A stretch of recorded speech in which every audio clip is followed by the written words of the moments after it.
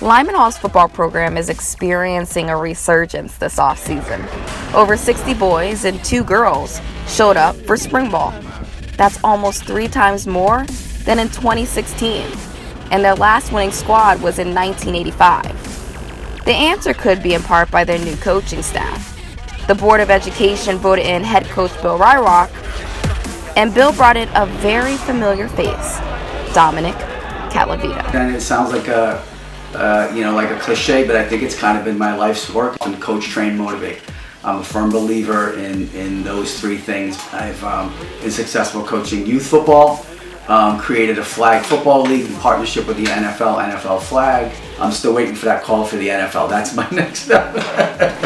What drew Coach Dom into youth coaching and into the community was no short of a miracle. He was not feeling well. He went to the clinic, the walk-in clinic, and about an hour later he came running by my desk telling me that things were not right and he had to go for a lot more tests, and that's where it started. Over 22 years ago, he was diagnosed with testicular cancer.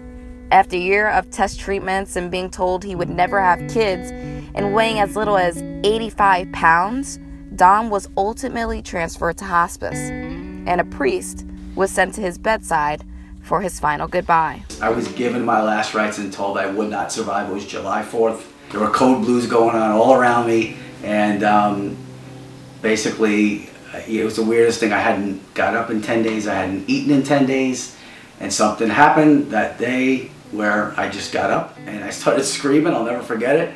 In the hallway with my IV pole, screaming, "I'm not effing dying, I'm not effing dying, this isn't happening." You know, nurses running down the hall looking at me like they saw a ghost, and it was just kind of interesting that something happened that day where I went from probably dying to all of a sudden things started to slowly turn.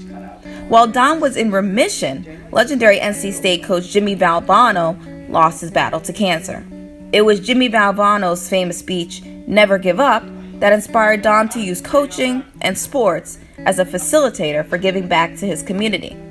In 1996, Dom started the Never Give Up softball tournament, the oldest grassroots Jimmy V Foundation fundraiser in the country, raising over $300,000, growing from 6 to 32 teams, and has become a family affair, with his daughter Danielle singing the national anthem and helping organize the event each year. Because if somebody calls you a coach after you've coached them, then that tells you that you've impacted them. 22 years in the making, and Coach Dom is running the offense at Wallingford. His son Alex is a rising sophomore and has a rocket for an arm at quarterback. He's coaching the very kids that played on his youth team years ago. They still look at him as coach. He's got a love of the game, and he's got a love for people. So, and he's got a lot of knowledge.